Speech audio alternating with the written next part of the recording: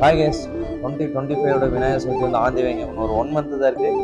So அதுக்காக நம்ம விநாயகர் சிலை பார்க்குறதுக்காக நம்ம சிற்பக்கடை லாஸ்ட் வீக் போயிருந்தோம்.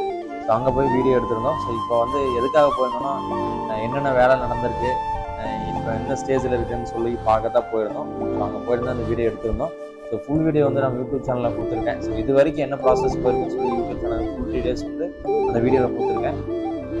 அடுத்தடுத்த அப்டேட் வந்து நம்ம சேனலில் அப்டேட் பண்ணிகிட்டே இருக்கோம். ஸோ அதை நீங்கள் பார்க்கணுன்னா நம்ம சேனலில் மறக்காமல் சப்ஸ்கிரைப் பண்ணி வச்சுருக்கேன். கூட இருக்க பெல் ஐக்கனை ப்ரெஸ் பண்ணி வைங்க. ஸோ அப்போ தான் நான் அடுத்தடுத்த வீடியோ போடுறது நோட்டிஃபிகேஷன் வரும். என்ன சொல்கிறோம், வெறித்தனமாக காத்துட்ருக்காங்க விநாயகர் சதுர்த்திக்காக. ஸோ விநாயகர் சதுர்த்திக்காகவே வருஷம் வருஷம் எப்படா விநாயகர் சதுர்த்தி வரும்னு சொல்லிட்டு எதிர்பார்த்துட்டு இருக்க ஃபெஸ்டிவல் வந்து வரப்போகுது.